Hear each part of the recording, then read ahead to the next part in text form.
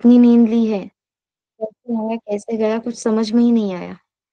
Anyone like that? Ma'am आया और चला गया, जैसे एग्जाम्स होते थे।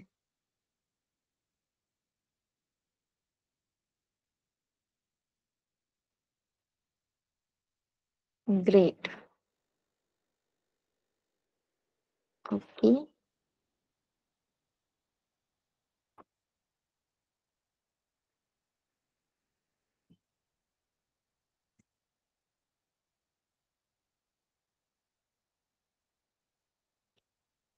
चलो आपके सैटरडे संडे तो अच्छे गए हैं। अब आप ही बताओ, सैटरडे संडे में जो होमवर्क मैंने बताया था वो कंप्लीट किया है या नहीं? हाँ, सबसे पहले होमवर्क क्या था, ये मेन सवाल है ना। Done. Okay, nice. Token in C. Perfect. तो कंप्लीट है एवरीवन?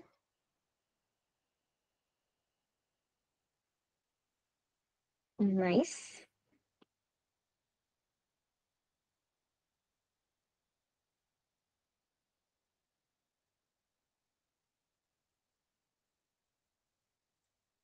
चलो, तो आप मुझे टोकन इन सी एक्सप्लेन करोगे एवरीवन? आपको ही करना है। Okay Vaishnavi, nice. चलो, let me share my screen, just a minute.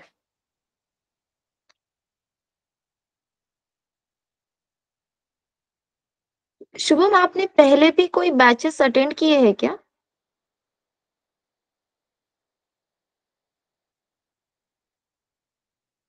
Shubham Dongre. Yes Shubham.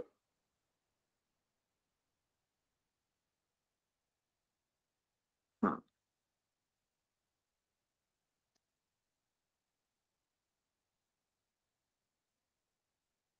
Okay, so yes, सबसे पहले जो हम टॉपिक स्टार्ट करने वाले हैं वो है टोकन्स इन सी। बस मुझे एक बार बताओ, स्क्रीन विजिबल है क्या, और मेरी हैंडराइटिंग समझ में आ रही है क्या?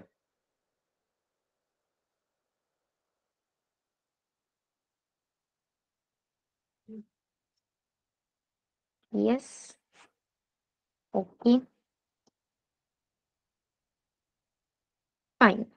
तो सबसे पहले जैसे आपने टोकन्स इन सी में बताया, मोस्ट इंपॉर्टेंट पार्ट रहने वाला है, वो क्या है? Keywords.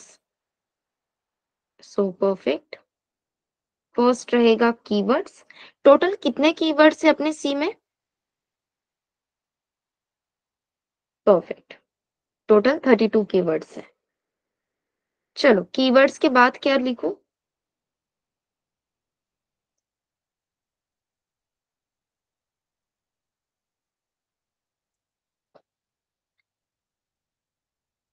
Perfect. Keywords, then operators.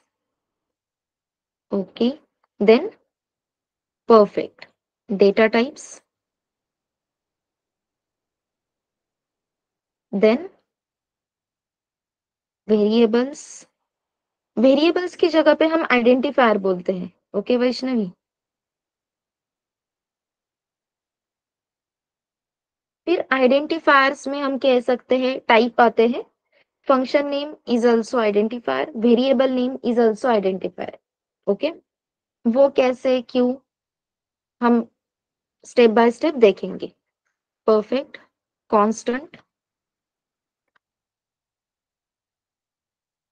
And special symbols. Special symbols या स्पेशल कैरेक्टर्स, हम कुछ भी बोल सकते हैं। Special symbols. कांस्टेंट में ही स्ट्रिंग कंसीडर हो जाएगा, ठीक है।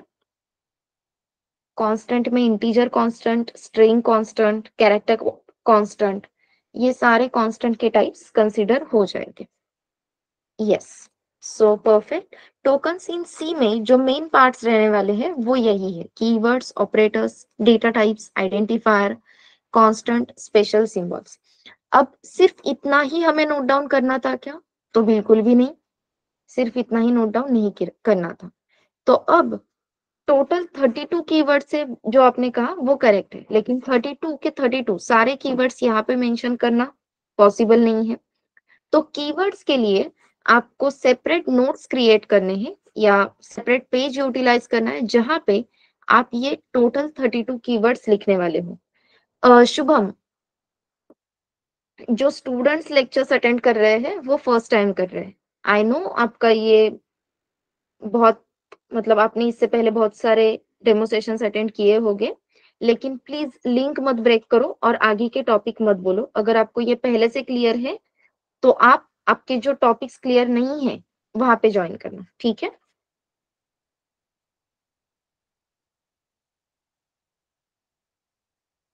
यस।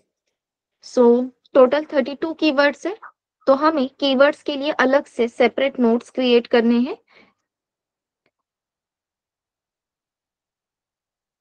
यस, हमने हमें सेपरेट पेज पे ये नोट्स क्रिएट करने हैं। और नोट्स क्रिएट करते टाइम जब हम कीवर्ड्स लिखेंगे तो इन कीवर्ड्स को हमें दो पार्ट्स में डिवाइड करना है। सो कौन से दो parts? First one is irregular and second one is regular. अब ये इरेग्युलर और रेगुलर क्या होता है वो देखते हैं।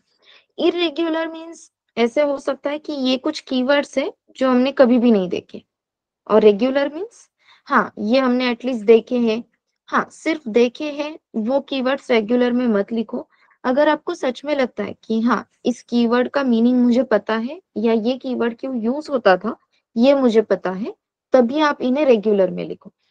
जो बिगिनर्स है या जो नॉन आईटी बैकग्राउंड से है, हो सकता है उनके लिए सारे 32 के 32 कीवर्ड्स इरेग्युलर हो, तो इससे कुछ भी प्रॉब्लम नहीं होने वाली। वन बाय वन हम सारे कीवर्ड्स देखेंगे, तब एक एक कीवर्ड अपना रेगुलर में ऐड होता जाएगा और वो हमें भी दिखने के लिए अच्छा लगता है, अरे ये तो पहले मुझे पता नहीं था लेकिन अब मुझे पता है। सो इन 32 कीवर्ड्स को हमें कैटेगराइज करना है रेगुलर और इरेग्युलर में। ये दोनों कैटेगराइजेशन क्लियर है everyone?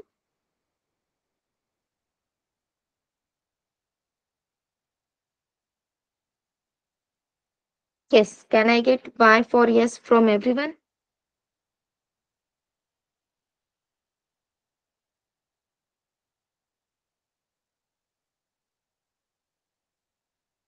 Yes.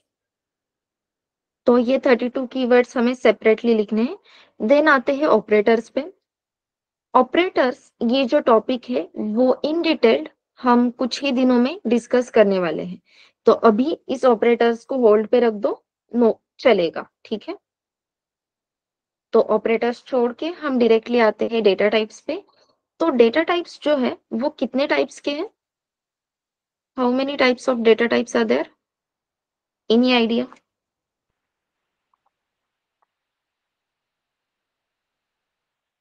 8, 2, okay. Primitive data types, okay Vikas.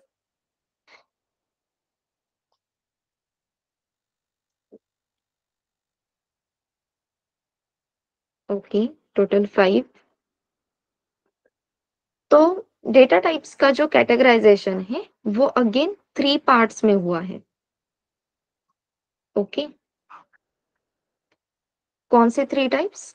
First one is basic, second one is derived and third one is user defined. Perfect. Basic, derived and user defined. फिर basic में कौन से data types है अपने? Actual में जो basic data types जिन्हें शायद आप प्रिमिटिव डेटा टाइप्स भी कहते हो इन जावा, तो वो कौन से हैं? सी में है integer, character, double, float and void, ठीक है? Perfect. Integer, character, double, float, void, ये बेसिक डेटा टाइप्स हैं। फिर डिराइव्ड में दो आते हैं, first one is pointer and second one is array. Then user define में हम खुद से जितने चाहे उतने डेटा टाइप्स क्रिएट कर सकते हैं। तो user define data types create करने के लिए हमें जरूरत है स्ट्रक्चर की। ना ना, फंक्शन तो अलग बात है निखिल।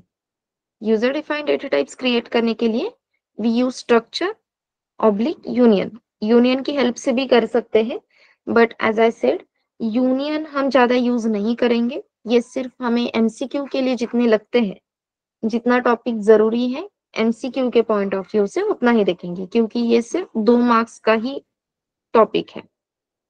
ठीक है। Yes. Then identifiers. So as I said identifiers में अपने function name string and array comes under which type? Both comes under derived data types, Vikas. ठीक है। Yes.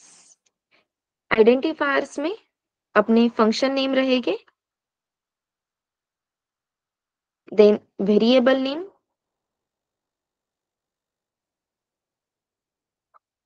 Even array name.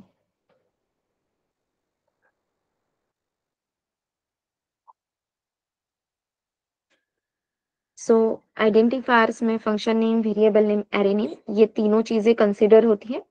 Then constant में जो भी बेसिक डेटा टाइप हमने यहाँ पे मेंशन किया, तो कांस्टेंट में ये सब आते हैं। इंटीजर कांस्टेंट रहता है, कैरेक्टर कांस्टेंट होता है, double constant, float constant and string constant. Void constant नहीं रहेगा। इसका रीजन हम थोड़े ही दिनों में देखेंगे क्यों वॉइड कांस्टेंट नहीं है, या हो सके तो आज भी कवर कर लेंगे। ठीक है।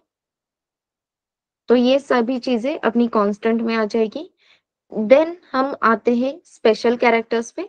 तो स्पेशल कैरेक्टर्स में क्या आने वाला है, जितने भी स्पेशल सिंबल्स अपने कीबोर्ड पे दिखते हैं वो सारे स्पेशल सिंबल्स यहाँ पे हम कंसिडर करेंगे।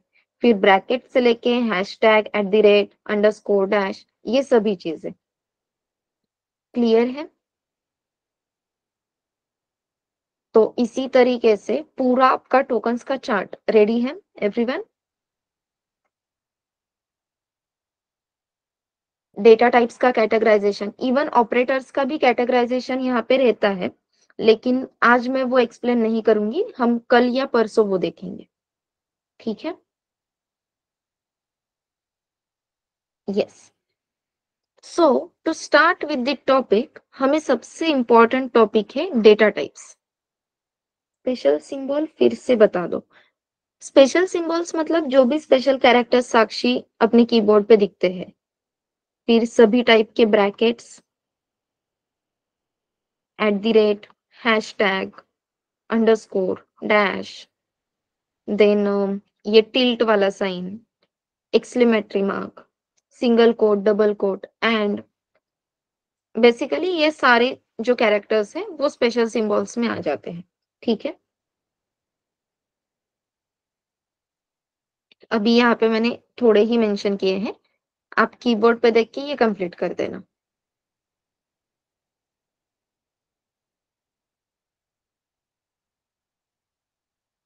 यस। तो इन सभी चीजों में स्टार्ट करने से पहले हमारे लिए बहुत इंपॉर्टेंट चीज है, वो है डेटा टाइप्स। डेटा टाइप्स क्यों इंपॉर्टेंट है? क्योंकि डेटा टाइप्स की हेल्प से ही हमें पता चलता है कौन से डेटा को स्टोर करने के लिए कितनी मेमोरी जरूरी है। जैसे कि ओके, यहाँ पे कोई ऐसा है जिसे मराठी बिल्कुल भी समझ में नहीं आती है? एनीवन?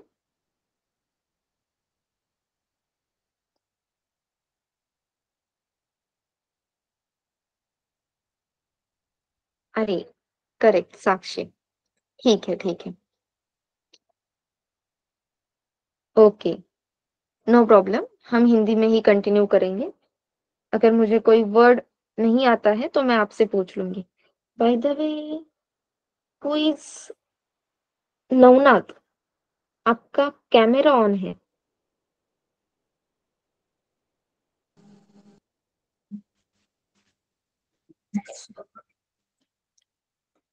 अब आपका माइक ऑन है? ठीक है। नवनाथ, प्लीज माइक म्यूट करो।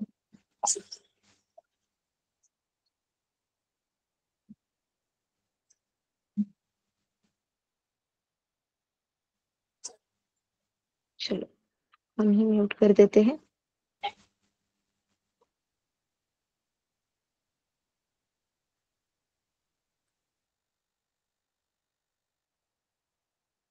यहाँ पे तुम्हें हाँ हो गए, ठीक है।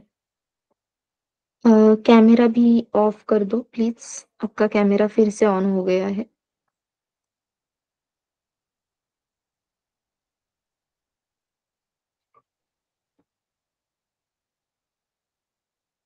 बहुत सारे स्टूडेंट्स अब ज्वाइन कर रहे हैं, फिर अभी तक हमने जो देखा वो उनका मिस हो जाएगा। क्या करें? एवरीवन जो भी लेट ज्वाइन हुए हो, हमने टोकन्स ऑफ सी पहले ही रिवाइज कर लिया है, तो प्लीज कल से टाइम पे ज्वाइन किया करो, ठीक है? हर रोज हम स्टार्टिंग के 10-15 मिनट ज्ञान की बातें नहीं करेंगे। हमें जल्दी जल्दी सीखना है, आगे जाना, कोर जावा भी देखना है। हाँ, रिकॉर्डिंग तो है ही।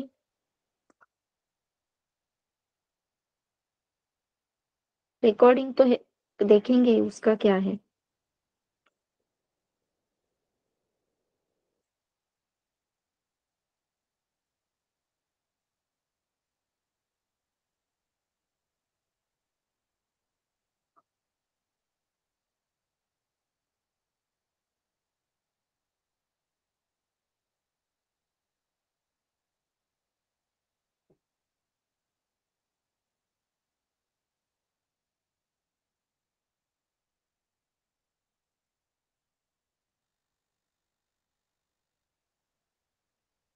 यस, चलो। तो डेटा टाइप्स क्यों जरूरी है, इस क्वेश्चन पे हम अभी डिस्कशन करने वाले हैं। तो डिस्कशन से पहले एक सिंपल क्वेश्चन। आपको सूप बनाना है, ठीक है? वेजिटेबल सूप हो या टोमेटो सूप हो, वॉट एवर इट इज, आपको सूप बनाना है बेसिकली। तो पैन में सूप बना सकते हैं क्या? जिसपे हम रोटियां बनाते हैं, उस पैन पे हम सूप बना सकते हैं क्या? नो। तो फिर सूप बनाने के लिए क्या चाहिए? कढ़ाई, पॉट। ऐसे क्यों?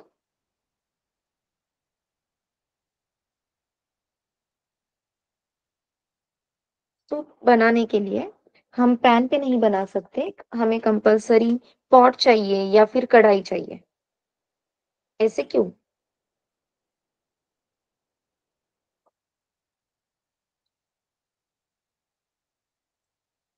हाँ, आपने मराठी में आंसर दिया तो भी चलेगा, मुझे मराठी आती है अच्छे से। It's in liquid form which pan can not handle. Okay, so can we say pan can not hold liquid element? Perfect. तो बेस्ड वर्ड क्या रहेगा? पैन में हम सूप होल्ड ही नहीं कर सकते, क्यों? क्योंकि वो लिक्विड फॉर्म में है और पैन के पास कैपेसिटी ही नहीं है लिक्विड फॉर्म को होल्ड करने की। जैसे ही हम कुछ भी डालेंगे, सीधा बाहर निकल जाएगा। करेक्ट। तो सूप बनाना है तो पैन पे नहीं बना सकते, पॉट ही चाहिए। क्यों? क्योंकि पॉट के पास सूप को होल्ड करने की होल्डिंग कैपेसिटी है, राइट? सिमिलरली, आपको रोटियां सेकनी है, तो रोटियां आप कढ़ाई में सेक सकते हो, कढ़ाई में या पॉट में, अच्छी तरीके से, जैसे आप पैन पे सेक सकते हो वैसे। Not possible. करेक्ट। तो अपने पास हर एक बर्तन का अपना अपना मतलब है कि कौन सा बर्तन कौन सी चीज के लिए हम यूज करेंगे, और ये कौन से बेसिस पे हमने डिसाइड किया है? On the basis of holding capacity. वैसे ही जब हम कहते हैं कि हमें प्रोग्रामिंग करना है या हमें बेसिकली किसी भी डेटा के साथ काम करना है, तो किसी भी डेटा के साथ काम करने के लिए वो डेटा होल्ड करना, उस डेटा को स्टोर करना मैंडेटरी है। जैसे कि जैसे कि मैं आपको सिंपल क्वेश्चंस पूछ रही हूँ, मुझे बस आंसर चाहिए, सबसे चाहिए, ठीक है? 10+5, 10+5, परफेक्ट। 12 plus 7,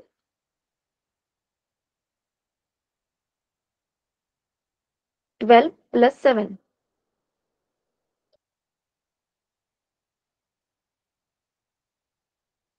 perfect. 20 plus 5,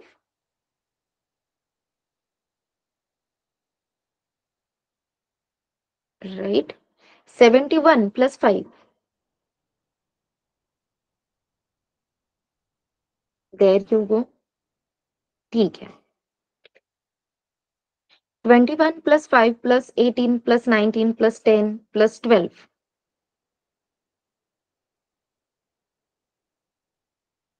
क्या हुआ? 84, ओके निखिल, लेकिन गलत है क्योंकि मैंने पहला ही नंबर आई थिंक 76 बोला था, तो 84 तो आंसर नहीं आएगा. मुझे ही याद नहीं विकास, छोड़ दो. प्रॉब्लम क्या हुई इस कंडीशन में?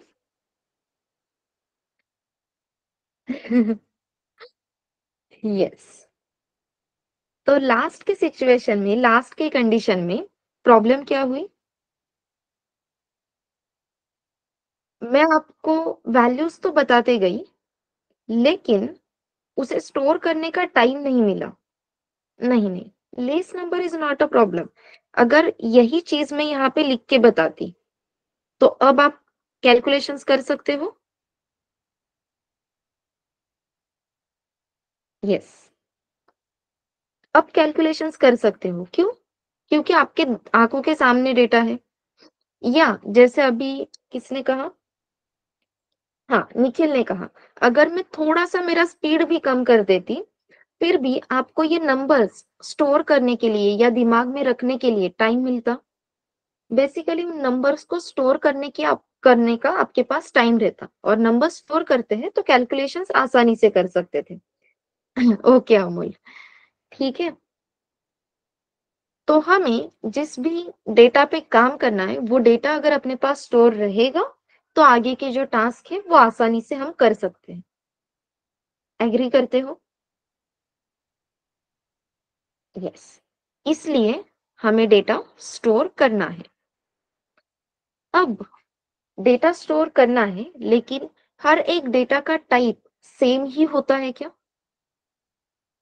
सिर्फ इंटीजर वैल्यूज ही हम स्टोर करते हैं, ऐसा कभी है क्या? नो. डेटा स्टोर करते वक्त कभी इंटीजर हो सकता है, कभी डेसिमल पॉइंट्स में हो सकता है, कभी कैरेक्टर्स हो सकते हैं, कभी स्ट्रिंग हो सकती है. मल्टीपल वेरिएंट से डेटा के अपने पास. यस. और हर एक डेटा का टाइप या होल्डिंग कैपेसिटी अलग अलग रहेगी.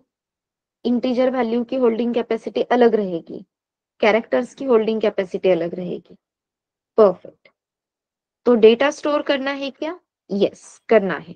तो डेटा स्टोर करने के लिए टोटल कितनी मेमोरी रिक्वायर्ड है, how much memory it requires, ये क्वेश्चन भी जरूरी है क्या? यस. जैसे अपने किचन में कौन सा टास्क हम कर रहे हैं, इसके बेसिस पे अपने बर्तन डिसाइड होते हैं, वैसे ही कौन से टाइप का डेटा हमें स्टोर करना है और उसके लिए कितनी मेमोरी रिक्वायर्ड है, ये किसके बेसिस पे डिसाइड होता है? तो अपने डेटा टाइप्स के बेसिस पे. ओके. अपने डेटा टाइप डिसाइड करते हैं कि हमें अपने मेमोरी में टोटल कितने बाइट्स असाइन होगी. मेमोरी में जो हमें मेमोरी असाइन होती है, बेसिकली वो बाइट्स में मेजर की जाती है. तो 1 बाइट मीन्स कितने? 1 byte is equals to 8 bits. Perfect. So 1 byte is equals to 8 bits.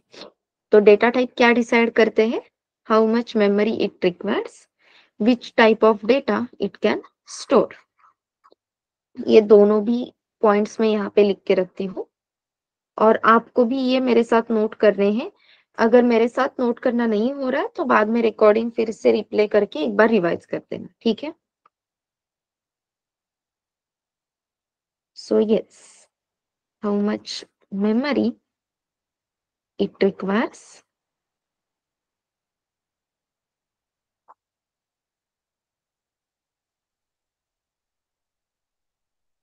which type of data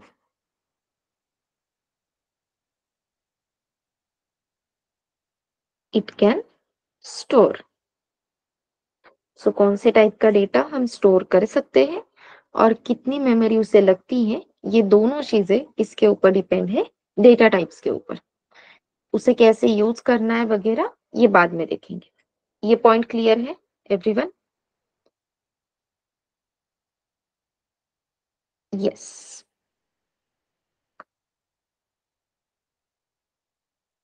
अब ये बीट्स बाइट्स ये चीजें भी क्यों जरूरी है, एग्जैक्टली क्या है, लेट अस सी। यहाँ पे मैंने डॉटेड फॉर्मेट में कुछ पैटर्न ड्रॉ किया है। क्या लिखा है, कुछ समझ में आ रहा है क्या आपको?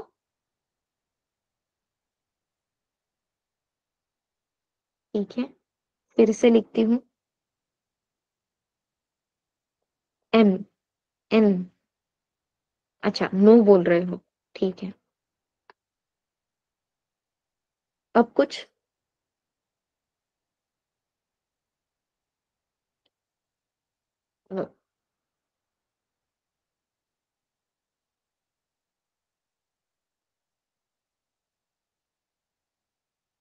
अब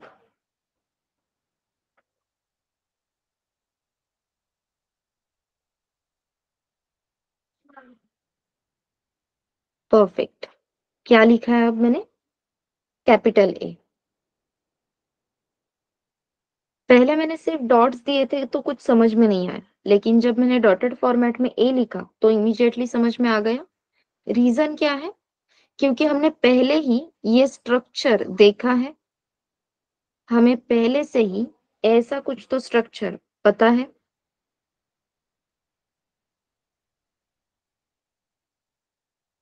करेक्ट। ऐसा ही कुछ अपने मशीन का भी है। Machine means laptop. अपने कंप्यूटर्स का भी ऐसा ही कुछ है। मतलब क्या? अब इसे हम बोल सकते हैं कि मैंने उर्दू में वगैरह लिख दिया है। तो अगर जिसे ये लैंग्वेज आती है या जिसे चाइनीज कोरियन लैंग्वेजेस आती है, तो वो शायद ये कुछ कैरेक्टर्स पढ़ भी सकता है। Who knows, right? मतलब मैंने ऐसे ही निकाले हैं, लेकिन हो सकता है किसी कोरियन या चाइनीज लैंग्वेज में तो हमें ऐसे कुछ तो मिल ही जाएगा। एनीवन? के ड्रामा लवर?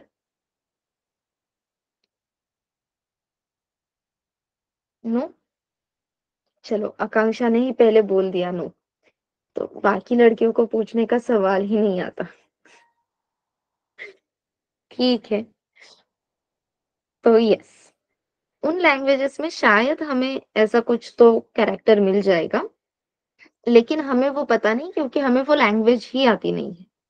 हमें इंग्लिश अच्छे से आती है क्या? यस, तो इंग्लिश में लिखा हुआ डॉटेड फॉर्मेट हम तुरंत पहचान सकते हैं। ऐसे ही अपने कंप्यूटर का भी है। मतलब क्या? तो हम नॉर्मल इंग्लिश लैंग्वेज जो बोलते हैं, ये इंग्लिश लैंग्वेज अपने इस लैपटॉप को, अपने सिस्टम को समझ में नहीं आती है। फिर सिस्टम को क्या समझता है? सिस्टम को समझ में आती है, परफेक्ट, बाइनरी लैंग्वेज।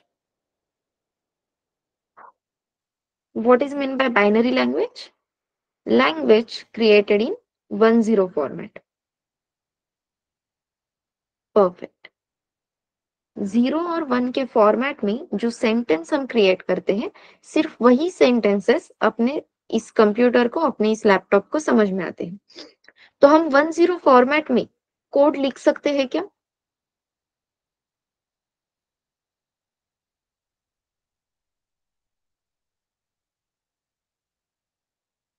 नहीं, हम लिख सकते हैं।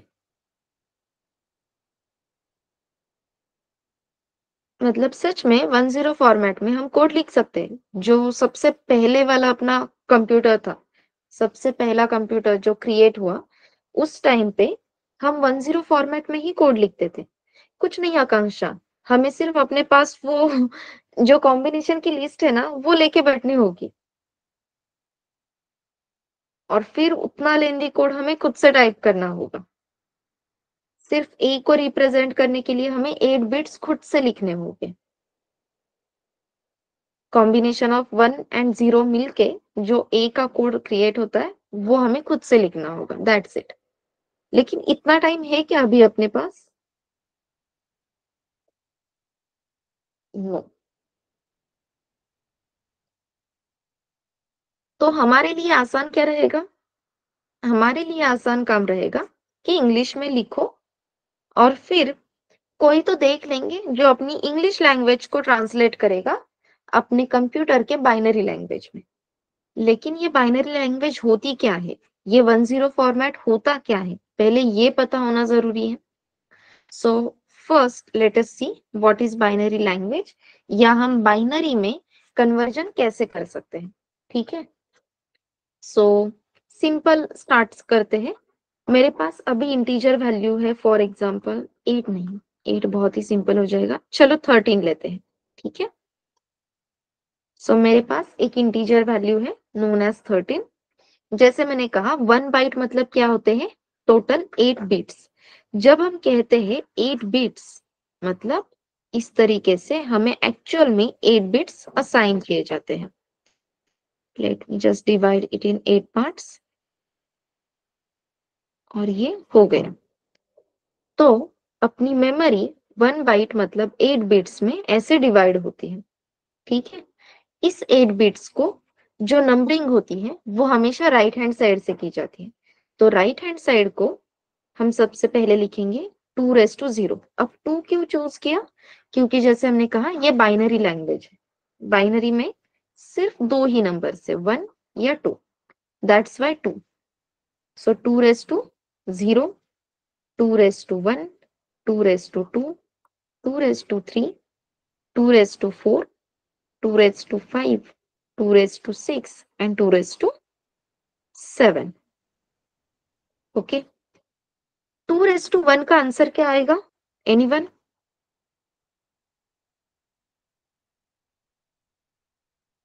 Anything raised to 0, answer will be 1. नहीं नहीं, anything raised to 0, answer is 1. Then 2 raised to 1, perfect. 2 raised to 1, 2. 2 raised to 2, 2 to the 4, perfect. 2 raised to 3, perfect. 8. 2 raised to 4, yes. 16. 2 raised to 5, 32. 2 raised to 6, 64. And 2 raised to 7, perfect. 128. तो अब अपने पास जो total 8 beats है, इसमें से जो first beat है, इस बीट की वैल्यू वो है 1, सेकेंड बीट की वैल्यू है 2, थर्ड बीट की वैल्यू है 4। तो हर एक बीट की वैल्यू हमने कैसे कैलकुलेट की, ये क्लियर है? 1 2 4 8 16 32 64 128। Is it clear everyone? No, 0 से स्टार्ट करना है बस अमोल। और बाइनरी वैल्यू है इसलिए 2 रेज टू उतनी power, 2 raise to 0, 2 raise to 1। इसके पीछे क्या लॉजिक है वो तो हम इतने डीप में नहीं जाएंगे, नहीं तो हमें सब मैथमेटिशियन बुलाएंगे। हमें बस इतना बीट का कैलकुलेशन आया, बहुत हो गया। यस, अब हर एक बीट की वैल्यू अभी हमने कैलकुलेट कर ली। अब मेरे पास नंबर क्या है? मेरा नंबर है 13। सो जब भी आपको, आपके पास नंबर पता है, आपको ये 13 नंबर रिप्रेजेंट करना है। आपको ऐसे बीट्स ढूंढने हैं जिनकी एडिशन 13 आ सकती है। तो आप ही बताओ कौन से बीट्स अगर मैं ऐड करती हूँ, वैल्यूज बताई तो भी चलेगा, तो हमें एडिशन 13 मिलेगी। कौन से बीट्स की एडिशन 13 मिल सकती है? 8 4 1, परफेक्ट। अगर हम 8 + 4 + 1 करते हैं तो हमें एडिशन क्या मिलेगी? 13। तो जिन बिट्स की एडिशन मिला के हमें 13 ये नंबर मिलने वाला है, उन बिट्स पे हम 1 लिखेंगे। ठीक है? यस शुभम, हम 2 4 7 लिख सकते हैं, लेकिन अपने पास 2 और 4 है, 7 अवेलेबल नहीं है। अपने पास डायरेक्टली 8 है। दैट्स व्हाई 2 4 7 का कॉम्बिनेशन नहीं बन सकता। ठीक है? सो 8 4 1, तो 8 को हम असाइन करेंगे 1, 4 जिस बिट की वैल्यू है उसे असाइन करेंगे 1, और जिस बिट की वैल्यू है 1 उसे भी असाइन करेंगे 1। फिर जो रिमेनिंग बिट्स है, जिनका इस 13 नंबर को रिप्रेजेंट करने में कोई भी रोल नहीं है, उन्हें उन्हें हम बाय डिफॉल्ट क्या असाइन कर देंगे? 0। तो अपने 13 इस नंबर का बाइनरी लैंग्वेज में रिप्रेजेंटेशन क्या रहेगा? 4 टाइम्स 0 डबल 1 0 1। क्लियर है? Yes everyone.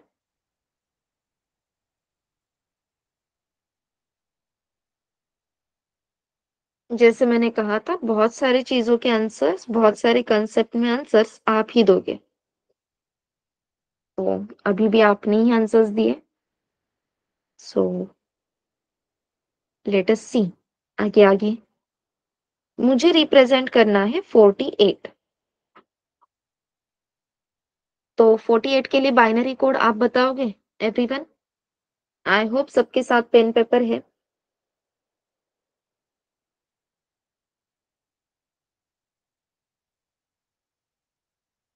जैसे ही होता है, जो भी बाइनरी कोड है चैट बॉक्स में ऐड कर दो। डायरेक्टली बाइनरी कोड दे दो अब वैष्णवी। 48 रिप्रेजेंट करना है हमें। ओके आकाश।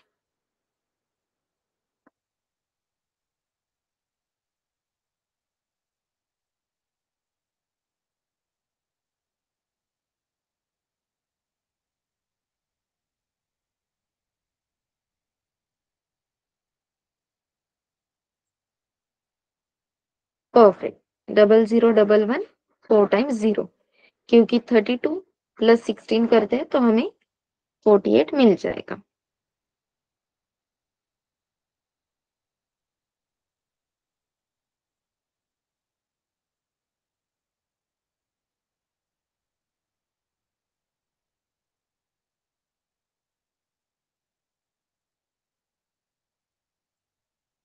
ओके। नेक्स्ट नंबर है 53।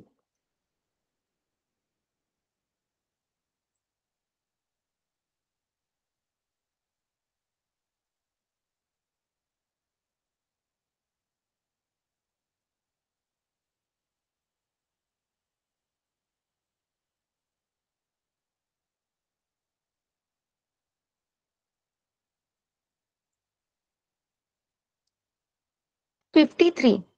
63 कहाँ का? मैं नहीं, 53।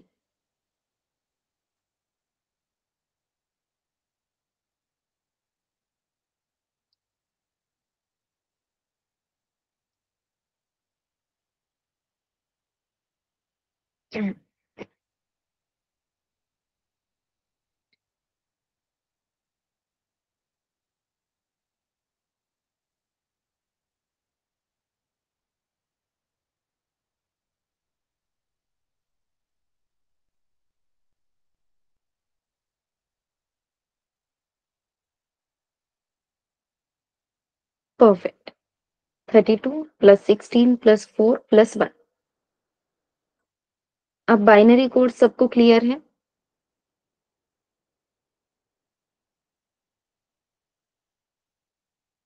यस। अब ये 10 फॉर्मेट ही क्यों है?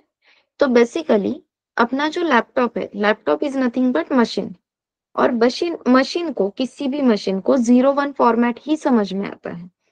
जैसे कि अपना फैन, फैन ऑन है ये हमें कब पता चलेगा? इवन आपने एक्सटेंशन बोर्ड पे भी देखा होगा, एक्सटेंशन बोर्ड पे 0 और 1 मेंशन किया होता है बटन के बीच में। अगर 1 है दैट मीन्स ऑन, और 0 है that means of. Same goes with fan. Fan में जब हम बटन ऑन या ऑफ करते हैं, तो ऑन मतलब अपना स्विच सेट हो जाता है 1 पे, ऑफ करते दैट मीन्स अपना स्विच सेट हो जाता है 0 पे। इसलिए हम जो भी कोड मशीन लैंग्वेजेस देखते हैं वो बाइनरी क्यों होती है, क्योंकि मशीन को 10 फॉर्मेट समझ में आता है। जब हम कहते हैं फैन का स्पीड हमने इंक्रीज कर दिया, अब जनरली अपना जो रेगुलेटर होता है वो आपने देखा होगा, यहाँ पे होता है 0, then 1, then 2 and then 3, correct? ऐसा अपना रेगुलेटर काम करता है।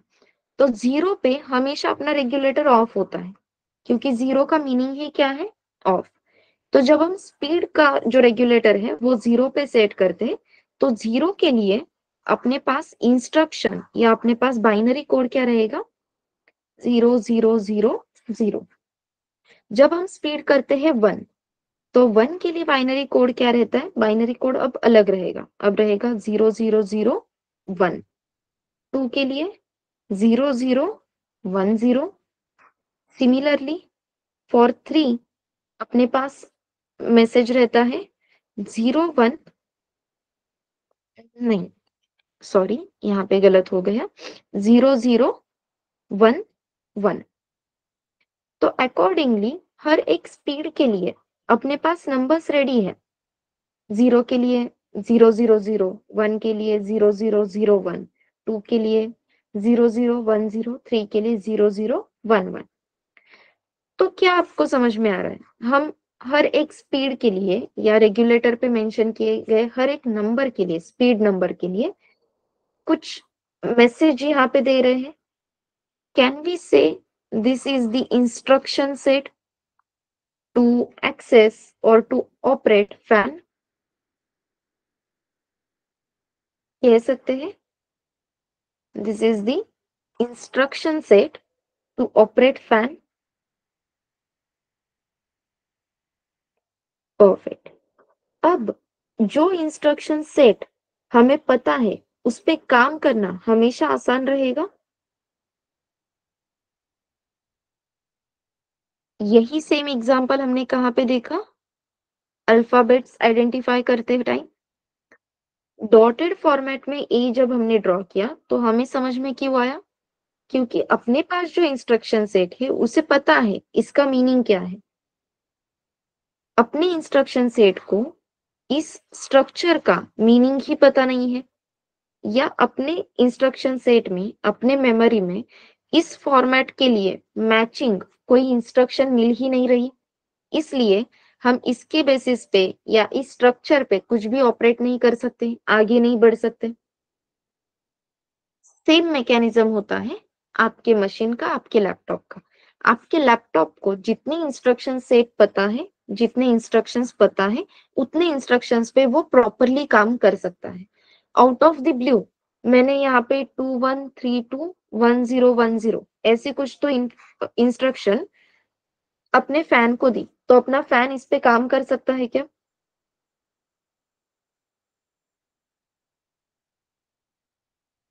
क्या लगता है? नहीं, क्योंकि फैन के पास जो इंस्ट्रक्शन सेट है वो अपने इस इंस्ट्रक्शन से मैच ही नहीं कर रहा। ओके, इसलिए जो इंस्ट्रक्शन सेट हम प्रोवाइड कर रहे हैं वो इंस्ट्रक्शन सेट अपने मशीन को पता होना भी जरूरी है। अब जैसे हमने डिस्कशन किया था कि हम तो भाई इस इंस्ट्रक्शन सेट के साथ मैच करते हुए बहुत ही टाइम लगा देंगे एक कोड को क्रिएट करने के लिए, एक एप्लीकेशन को बनाने के लिए। हमारे लिए तो आसान क्या है? English alike language. सो हम अपना काम आसानी से कहाँ पे कर सकते हैं? इंग्लिश अलाइक लैंग्वेज में।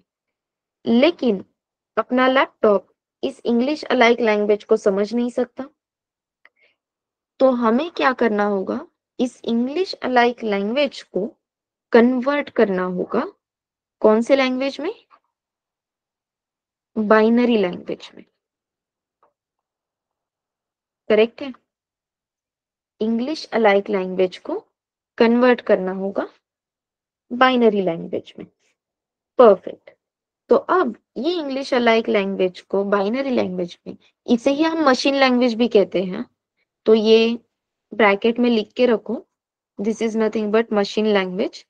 क्योंकि अगेन एमसीक्यू में कुछ भी क्वेश्चंस आ सकते हैं, इतना छोटा क्वेश्चन, चिल्लर क्वेश्चन 2 मार्क के लिए हम नहीं गवा सकते।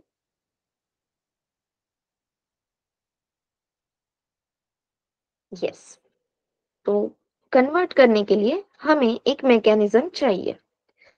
तो सिंपल एग्जांपल लेते हैं। मुझे आपको कुछ तो ड्रॉ करके दिखाना था या कुछ तो डेटा सेट आपको डिस्प्ले करना था। तो इसलिए मैंने अभी वन नोट इस सॉफ्टवेयर का यूज किया।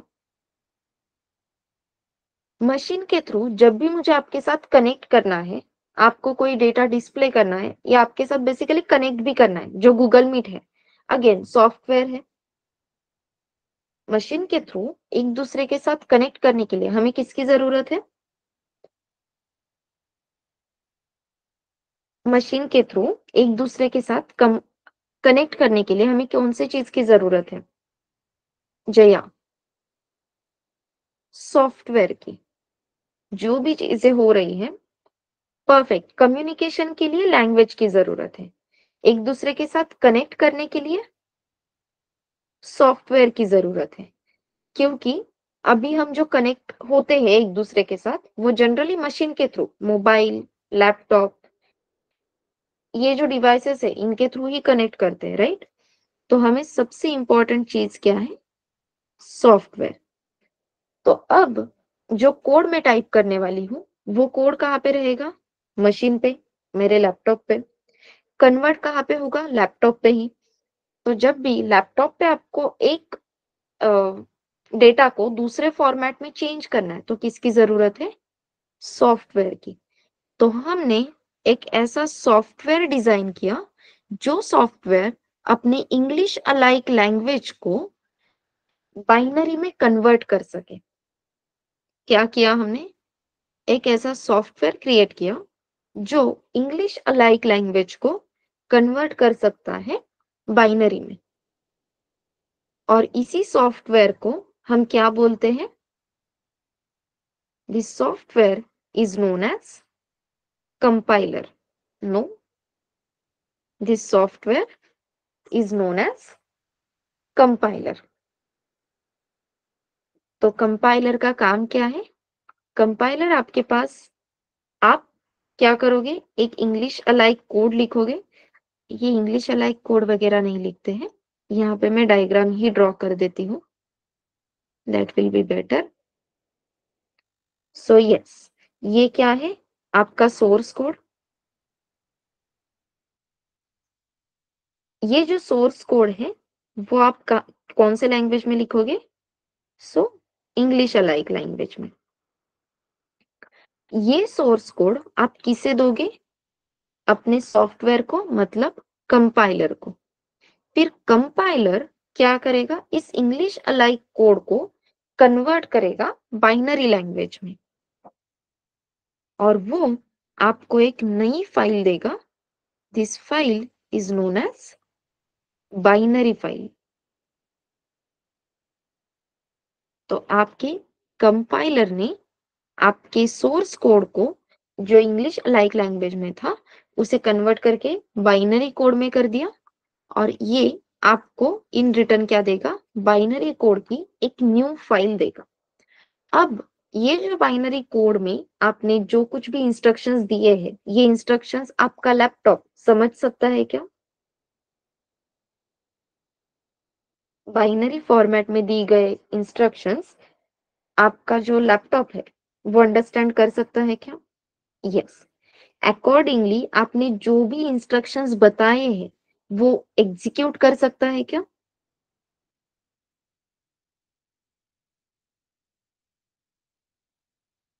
यस, वो अपने इंस्ट्रक्शंस एग्जीक्यूट कर सकता है क्या? तो यस। लेकिन कौन से इंस्ट्रक्शंस? जो बाइनरी कोड में है। और इसीलिए हम हमेशा कौन सी फाइल रन करते हैं? Binary file. तो ये फाइल अगर आप रन करोगे,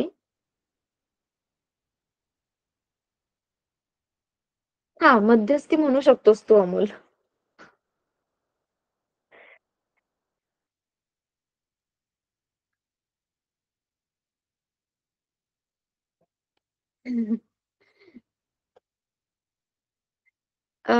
हाँ, एक्सटेंशंस तो देखेंगे हम। बट यस, दिस इज मध्यस्थी।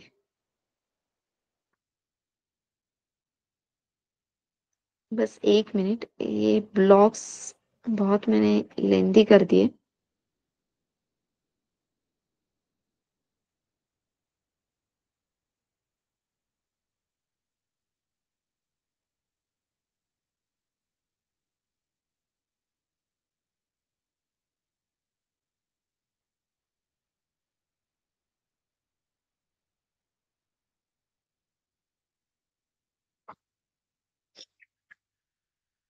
हाँ, तो अब हमने क्या किया, एक सॉफ्टवेयर की हेल्प से अपने इंग्लिश अलाइक कोड को बाइनरी में कन्वर्ट कर लिया। फिर अपने पास बाइनरी फाइल है, जो बाइनरी फाइल मध्ये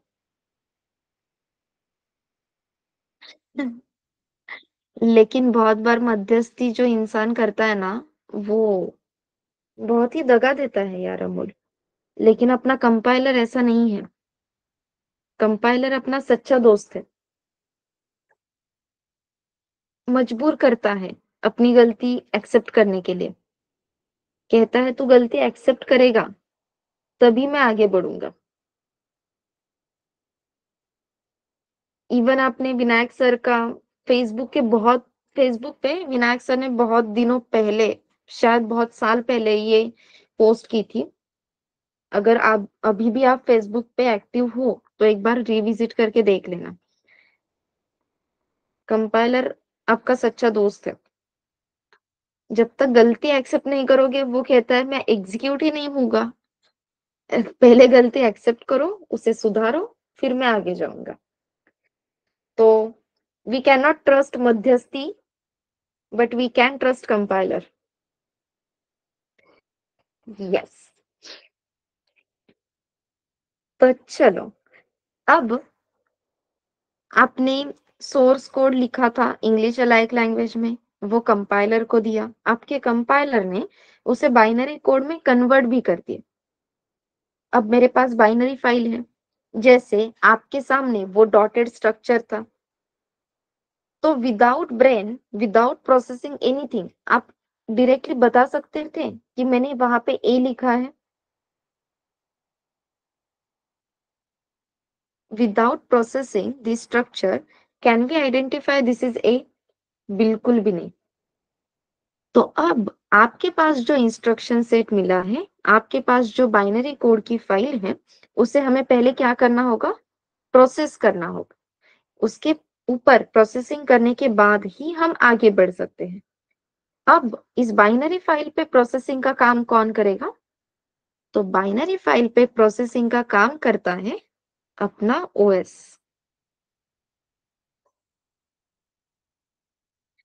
तो अभी तक अपना ओएस कैसे पिक्चर में नहीं आया था?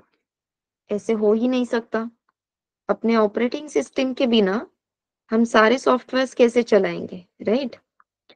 तो फिर अब पिक्चर में आता है अपनी ऑपरेटिंग सिस्टम। ऑपरेटिंग सिस्टम में प्रोसेसर्स होते हैं। आई होप ये सबको पता है।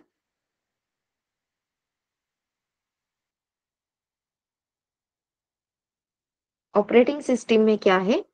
प्रोसेसर। अब इन प्रोसेसर का काम क्या है? इन प्रोसेसर्स का काम है, आपके पास जो भी बाइनरी फाइल आई है, इन बाइनरी फाइल्स को इंटरप्रेट करने का काम आपके प्रोसेसर का है। करेक्ट? कन्वर्ट तो हो गया, लेकिन इंटरप्रेट भी करना होगा।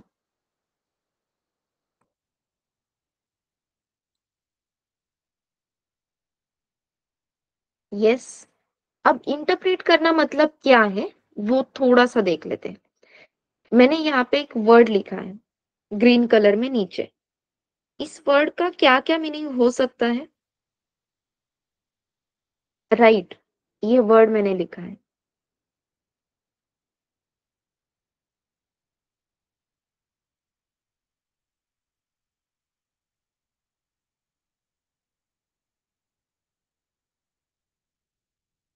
परफेक्ट।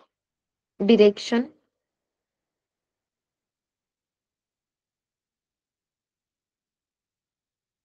डिरेक्शन बोल सकते हैं, अधिकार बोल सकते हैं।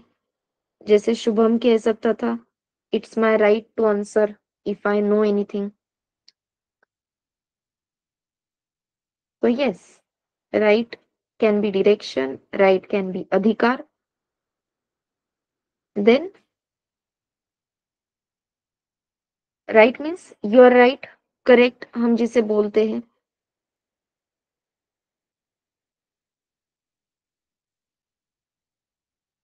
तो अभी अगर मैं निखिल को बोलती हूँ okay right click, again direction right, नहीं ना मैंने स्पेलिंग लिखा है ना, तो हम उसे राइटिंग में नहीं लेके जा सकते। करेक्ट, पॉइंट इज एक ही वर्ड के डिफरेंट मीनिंग है। अब ये वर्ड राइट, ये वर्ड मैं कौन से कॉन्टेक्स्ट में यूज कर रही हूँ ये आपको कब पता चलेगा, जब मैं पूरा सेंटेंस कहती हूँ। जैसे मैंने कहा yes Vaishnavi you are right, तो इसका मीनिंग क्या है, करेक्ट। जैसे मैंने कहा कि शुभम कह सकता था it's my right to give answer, और it's my right to talk if I know anything, if I know something, that right is nothing but अधिकार। अगर मैं किसी को कहती हूँ please go straight and then take first right, that right is nothing but direction. Correct, तो context कब पता चलेगा, जब मैं पूरा सेंटेंस बोलती हूँ। अब ये पूरा सेंटेंस सुनने के बाद आपके ब्रेन ने क्या की, प्रोसेसिंग की कि भाई कौन से कॉन्टेक्स्ट में ये वर्ड यूज हो रहा है। So this is nothing but interpretation. तो बाइनरी फाइल तो मिल जाएगी आसानी से, लेकिन जो भी आपने इंस्ट्रक्शन लिखी है वो कौन से कॉन्टेक्स्ट में है, उसका मीनिंग क्या है, उसे एग्जैक्टली कैसे एग्जीक्यूट करना है, इन सब पे कौन काम करेगा, आपका प्रोसेसर। क्लियर है?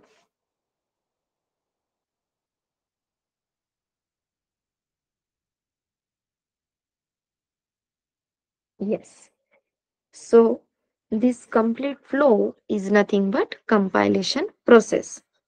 कंपाइलेशन प्रोसेस ये बहुत बार हमें पता नहीं होता है। जैसे कि अभी निखिल ने कहा कि सॉफ्टवेयर मतलब क्या आएगा, आईडीई।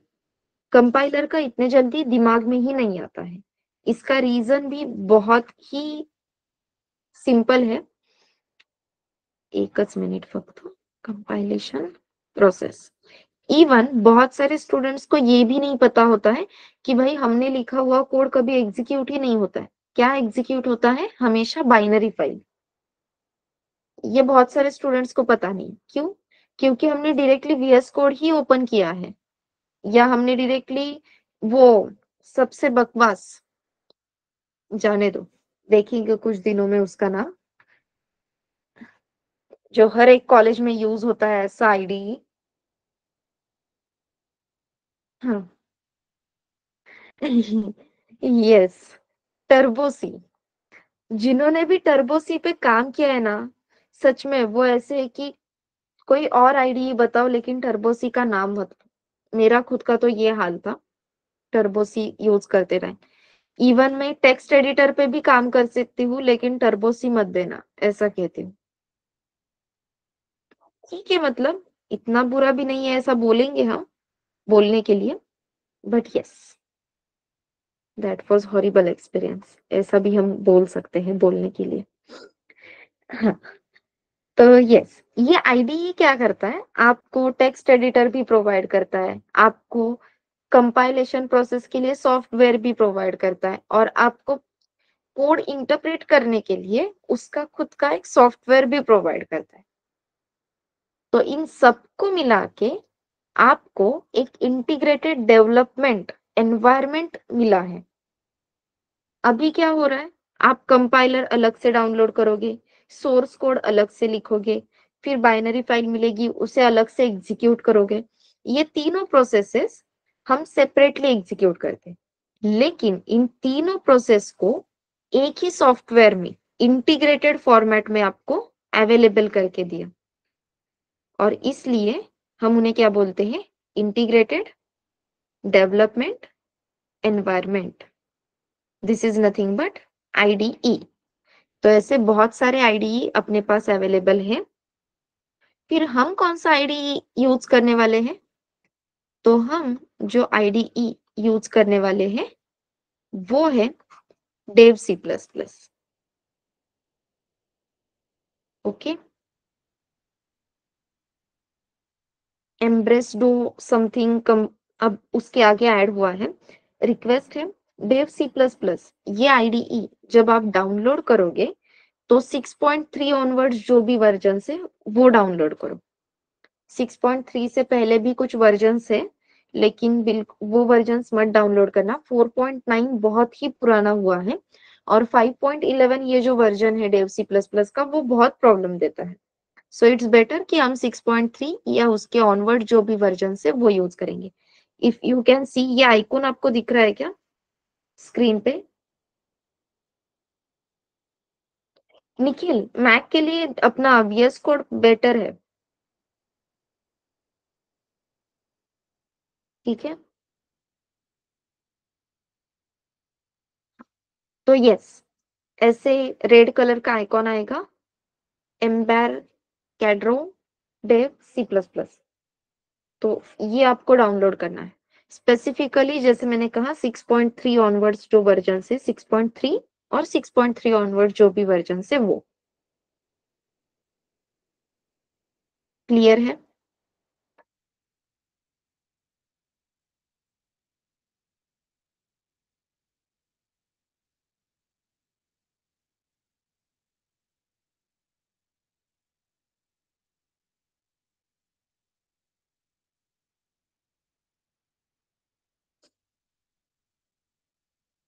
यस।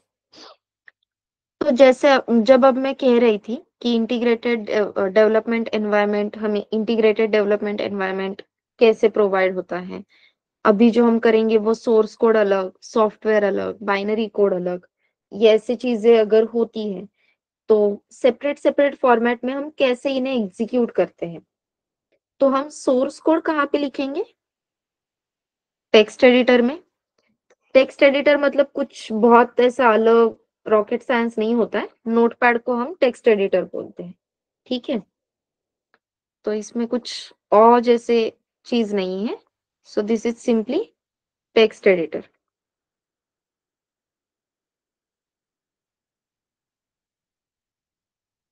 जिसे आप नोटपैड बोल सकते, मतलब नोटपैड में सिंपल कोड लिखना कह सकते हैं।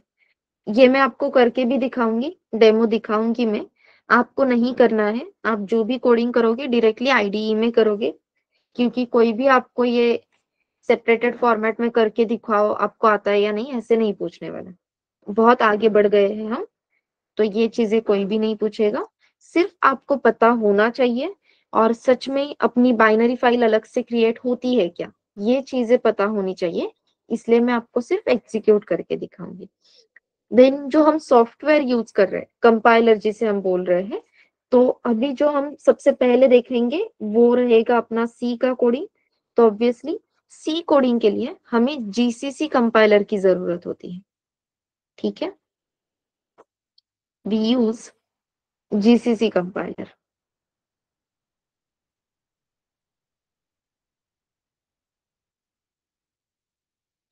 यस।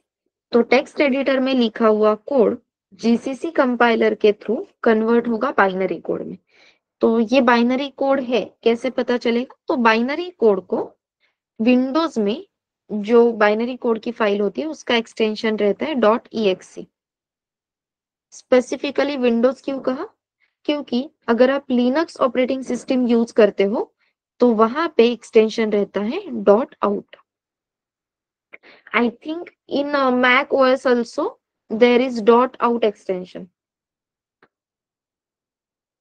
हाँ, तो मैक में भी जो आपकी फाइल क्रिएट होगी बाइनरी फाइल, उसका एक्सटेंशन डॉट आउट ही रहेगा। विंडोज में वो डॉट एक्स रहता है। फिर इस फाइल को हम रन करेंगे। तो यहाँ पे आप मैसेज भी लिख सकते हो, ये सोर्स कोड है। So we compile with the help of compiler source code. फिर यहाँ पे आप बोल सकते हो we get binary file that is dot exe और dot out file, and we run that dot exe dot out file. So binary file हम क्या करेंगे, हमेशा रन करेंगे। और बाइनरी फाइल रन करते हैं तो अब ओएस के थ्रू आपको फाइनली क्या मिलेगा, आपका आउटपुट। ठीक है, so this is your complete compilation process. तो डायरेक्टली हमें कभी भी आउटपुट नहीं मिलेगा, आउटपुट आने से पहले इतनी प्रोसेसिंग होती है। प्रोसेसिंग क्लियर है एवरीवन? तो इनपुट मतलब क्या था? आपने जो सोर्स कोड दिया that is nothing but input था। फिर आपने उसे कंपाइल किया सॉफ्टवेयर के थ्रू, बाइनरी फाइल मिल गई, बाइनरी फाइल को एग्जीक्यूट किया, प्रोसेसिंग हुई and finally we get the output. कौन सा आईडीई और कौन सा वर्जन डाउनलोड करना है ये सबको क्लियर है?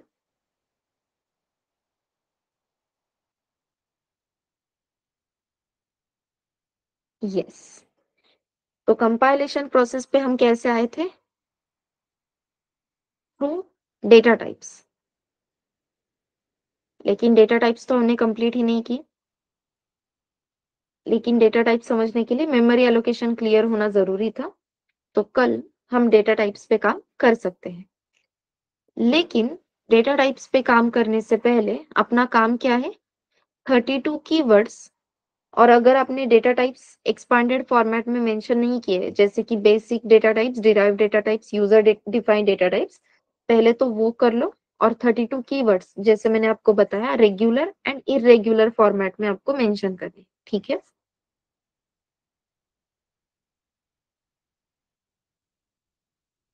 तो कल का होमवर्क क्लियर है एवरीवन?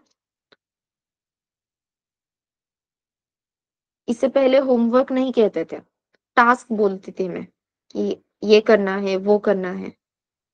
लेकिन फिर ना ऐसे होने लगा कि वो करते ही नहीं थे। वो लेक्चर में आके ये सब का टास्क कंप्लीट करने की कोशिश करते थे, क्योंकि वो टास्क थे ना, तो वो घर पे थोड़ी करने हैं, वो तो लेक्चर में या फिर लैब में ही करने हैं। ऐसे होने लगा। फिर उसे नाम दिया होमवर्क। एटलीस्ट नाम से तो क्लियर हो जाए कि घर पे करके आना है ऐसा वर्क। जितना हम अडल्ट लर्निंग की तरफ जाने की कोशिश करते हैं ना, उतना ही हमें समझ में आता है नहीं, अभी भी हम बच्चे हैं। आओ पीछे, प्लीज ऐसे आप मत करना। ठीक है? Yes ma'am, on Saturday I am messaged for. आपने किसे मैसेज किया था वैष्णवी?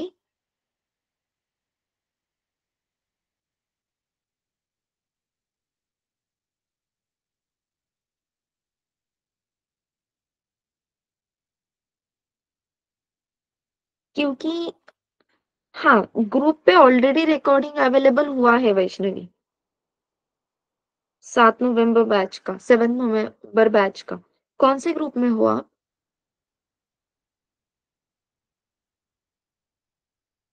सॉफ्टवेयर टेस्टिंग और जावा फुल स्टैक दोनों बैचेस पे रिकॉर्डिंग अवेलेबल हुआ है।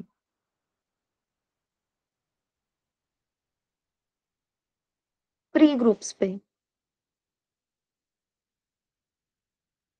व्हाट्सएप पे ग्रुप नहीं है विकास, टेलीग्राम पे ही है ग्रुप्स।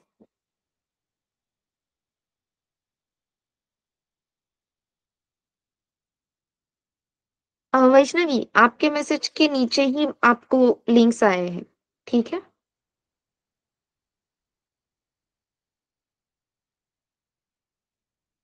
हाँ, और मैंने अभी चेक किया, आपके मैसेज के नीचे ही दोनों लिंक्स अवेलेबल है, एक बार रीचेक करो। ठीक है? Full stack Java batch.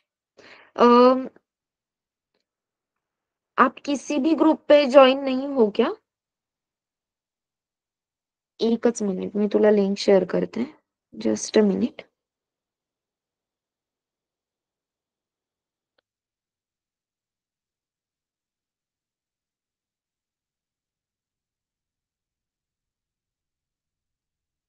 फिर आपको ये लिंक कहाँ से मिली विकास, लेक्चर की?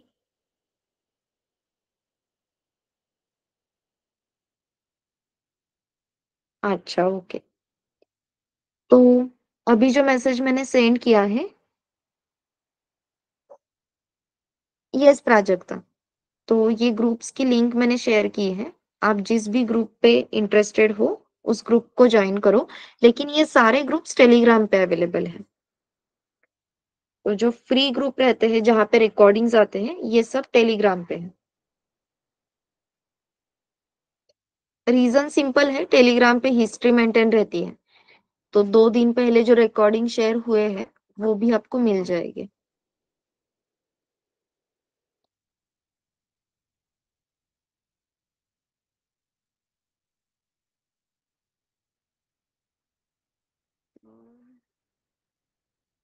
Jaya, I think last month में ही मीन मन की बैच स्टार्ट हुई है।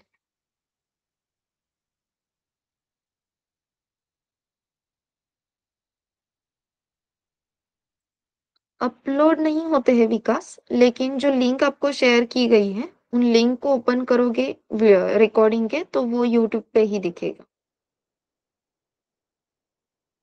वो सबके लिए विजिबल ऐसे नहीं रहते हैं। यस जया, बोलो।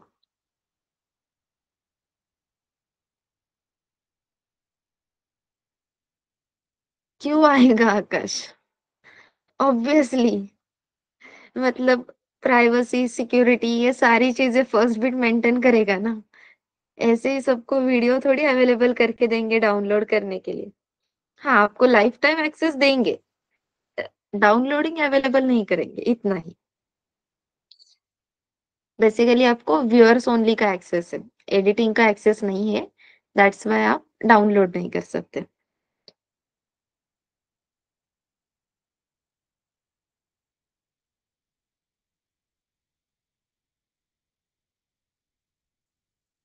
अच्छा, ओके।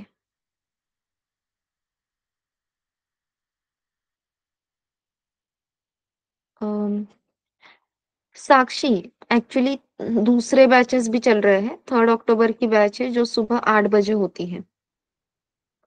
आई थिंक आप उसी के बारे में पूछ रहे हो।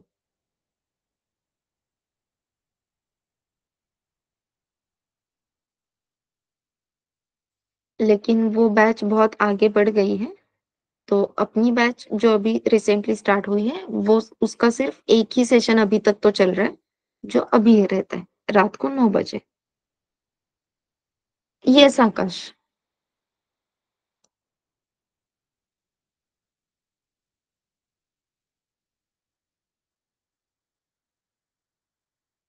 इस टाइम पे सब फ्री होते हैं। बस एक ही दिक्कत है, सबका खाना हुआ होता है, तो ज्यादा से ज्यादा सो सकते हैं। इसीलिए मैं सिर्फ कंसेप्ट बताऊंगी और सारे आंसर्स आपसे पूछ लूंगी, तो कोई भी सोएगा नहीं।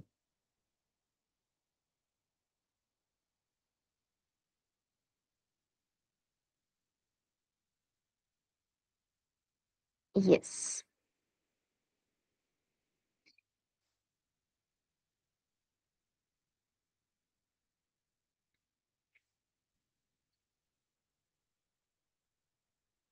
नवनाथ, अगर आपने मोबाइल से ज्वाइन किया है या लैपटॉप से, तो वो जो वीडियो कैमरा का सिंबल है, वो देख के प्लीज, मतलब आप मीटिंग क्लोज करने के बाद देख लेना, और वो सेटिंग देख लेना।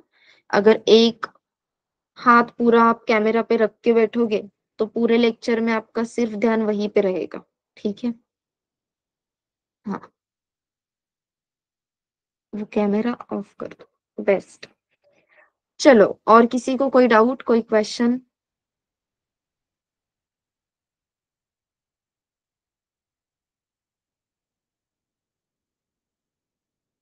नो। आज का टॉपिक सबको क्लियर है?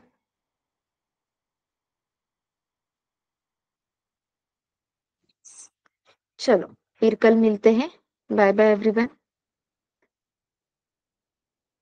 बाय। Good night everyone.